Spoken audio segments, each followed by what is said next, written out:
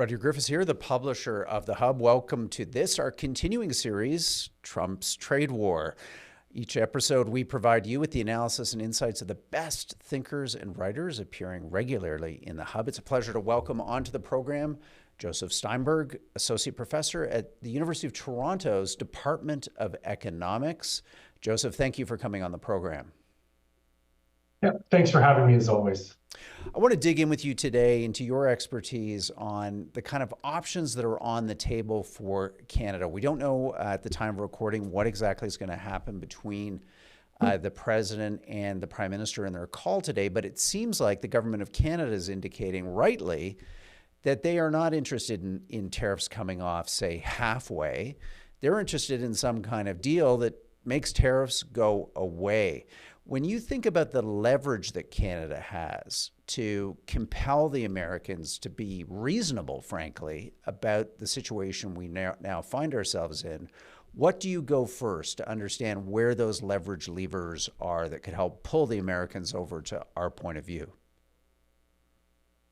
Yeah, so I'm of two minds on this. So on the one hand, I think it's very clear that the U.S. economy itself is going to be and is already, in fact, being harmed by the tariffs that President Trump has put in place.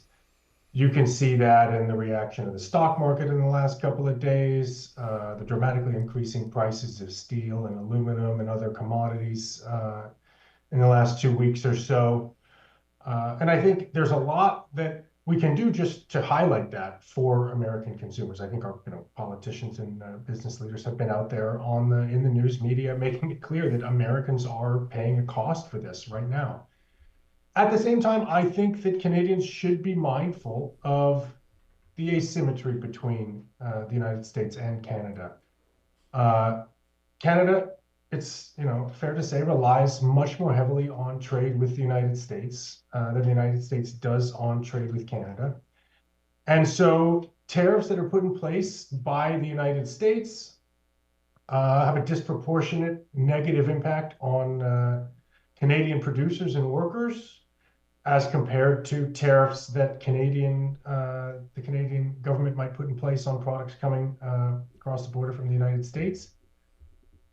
It's also worth saying that Canadian consumers themselves bear a fair bit of the brunt, and this is going to happen more and more as things go on, of the Trump tariffs themselves. And the reason for that is the highly integrated supply chain that we have here in North America, right? When North American producers in the United States raise the prices of their products due to tariffs on imports of intermediate goods from Canada, those products get more expensive when Canadians buy them as well, right? I mean, we're going to see that happening with cars. People are talking about increases of up to $20,000 in the price of an automobile in the United States. But, that's going to be the same thing we're going to see here in Canada as well, because the cars that we're buying are the same ones as the cars that our neighbors to the south are buying. So I think we need to be mindful of that asymmetry. Yeah. So when we think about points of leverage, some of the more explosive options that people are talking about are things like curtailing energy transfer, whether it's pipelines or electricity into the United States. Looking at key inputs into the American military industrial complex like Canadian aluminum and nickel. Are those potentially more attractive to us? As a layperson, I just want to ask, are we as a consumer less impacted if our tariffs and our countervailing duties were focused more on these strategic inputs into the U.S. economy as opposed to what it seems like we're contemplating, which is fairly broad retaliatory tariffs on all kinds of consumer products entering Canada from the U.S.? Yeah, I think I agree with that. It's fair to say that broad-based retaliatory tariffs are going to have a disproportionate impact on Canadians versus Americans.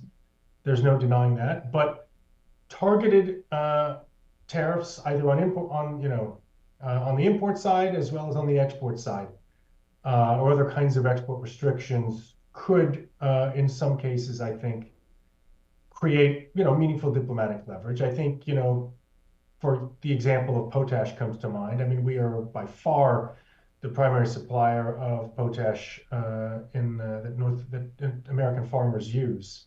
Yeah, I 80%, I think, believe, over of all. 60% Yeah. of their overall inputs of potash come from Canada. And so if we were to shut that off or put extremely high export tariffs on that product, I mean, that's going to put some pressure on American Mhm. farmers for sure, without putting any meaningful economic pressure on Canadians. Yeah.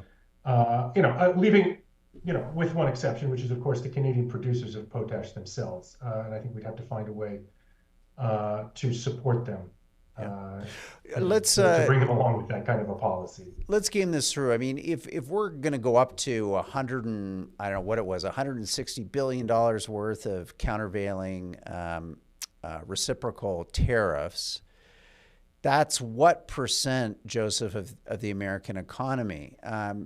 If I'm right, it works out to be a pretty small slice of an American economy measured in the many, many trillions. So again, I'm struggling a bit to find out where the pressure point is, Joseph. I need your help here. Like, where Yeah, can we bring this to some kind of head quickly, as opposed to, I think, what all of us are increasingly concerned about, which is that this thing seems very asymmetrical. We're on the receiving end not only of their tariffs, but potentially, $160 billion worth of countervailing duties is a much bigger percentage of the Canadian economy. yeah, and that's what I was saying before about that asymmetry. I mean, there's just simply no denying that broad-based retaliatory tariffs on more or less the entirety of what we import from the United States is going to be really harmful for the Canadian economy. It's going to be a lot more harmful for the Canadian economy than it is for the U.S. economy. My calculations show that the effects on the Canadian economy be about 5 times larger than the effects on the American economy. I don't see broad-based retaliatory tariffs as creating meaningful economic leverage. Now, I should say, I am not a diplomat. I am not a politician. I understand. I think we have to understand that diplomatic leverage and economic leverage are not always the same thing. Uh, you know, the more and more the stock market in the US goes down as a result of this confrontation, that creates more and more political pressure on the president.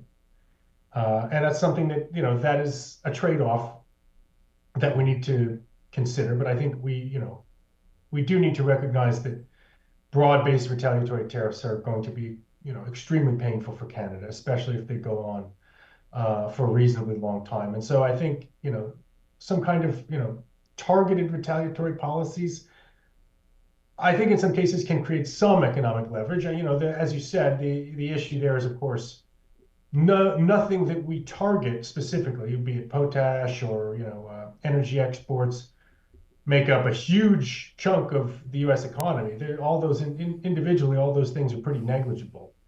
Um, but I think there's a chance that those things could create meaningful economic leverage within certain communities in the United States. Joseph, And that final question for you. I mean, one of the things the president said in his State of the Union address, or his address to Congress, I forget if it was the State of the Union or not, but his address to Congress was, quote, these tariffs are going to bring in trillions and trillions of dollars in new revenues. What do you, as an economist, what do you think about that? Because, yeah, it's bringing in new revenues because you're taxing people effectively, aren't you? Isn't that, in a sense, what tariffs are? But trillions? Would this be right if they sustain 25% tariffs on Canada, Mexico, 20% on China? I mean, that is what, 75% of all of America's imports. Is this a revenue windfall for the U.S. government? I mean, it's certainly represents a meaningful increase in tax revenues. It would be, I think, I've seen a lot of calculations bandied about in recent days. I mean, this would be the single largest tax increase that the United States has seen in decades. Back of the envelope, imports in the United States are about 15% of GDP. GDP's, Small. I think Wow. close to 30 trillion at this point. Mm-hmm. As you said, Canada, Mexico, and China account for, about 2/3 to 3/4 of that. So right there, there's, a couple $1 trillion worth of imports, 25% on that. I think it's unlikely that even if imports of these products, didn't fall at all, if, the Americans continue to buy the same amount of all these Right. products that they're continuing to buy, that you could still raise $1 trillion worth of revenue. Certainly hundreds of billions of dollars is Yeah. feasible. But the reality is that assumption that I just made is not how things would play out. You put 25% tariffs on these products, we're going to see imports, the U.S. imports of these products fall quite a lot. People will substitute. And obviously that's going to reduce this potential tax base pretty significantly. Final question. The Americans have always struggled with doing what is common sense now in much of the developed world, which are VAT taxes. We have the HST, GST. We may not like it, but it's, a consumption-based tax, frankly, is usually a fairer tax than an income tax because it more accurately reflects people's choices as to what they're spending their money on and the extent to which they're a spender versus a saver. Are tariffs in the United States a kind of interesting backdoor way, in a sense, to put a VAT on Americans while making them think that all those foreigners are paying this horrible new sales tax, and it's got nothing to do with the government, soaking me through a value-added style tax? To some degree, I understand what you're saying. It's not entirely wrong. But the issue with that is it's incredibly ineffective as a means of, raising sales tax revenue or VAT revenue or consumption tax revenue. As you said, consumption taxes generally they're actually economically efficient. But that's predicated on them being levied across the entirety of the consumption basket. Right. Broad. When you restrict those tariffs to a subset of that basket that are coming in from the rest of the world, and those things are, in general, quite substitutable, by which I mean an increase in their prices is going to make consumers spend a lot less on them and a lot more on other things that are not facing those tax increases. It's, that substitution really goes a long way towards undoing, I think, the backdoor VAT effect, if you will. Yeah, good point. Well, Joseph from the University of Toronto, Associate Professor there of Economics, thank you so much for coming on the program today and breaking down all these fast-breaking issues as we follow the news. So thank you again for coming on the program. Yeah, great to see you again. We hope you enjoyed this latest installment of Trump's Trade War, Day 32. We're at it each and every day with videos for you featuring commentators like Joseph, some of the most thoughtful and analytical people writing in the Hub and for the Hub each day. You can get all their analysis and insight at www.thehub.ca. It's free to become a member. Join anytime. We hope you enjoyed this edition of Trump's Trade War. Back at you soon with more videos. Bye-bye.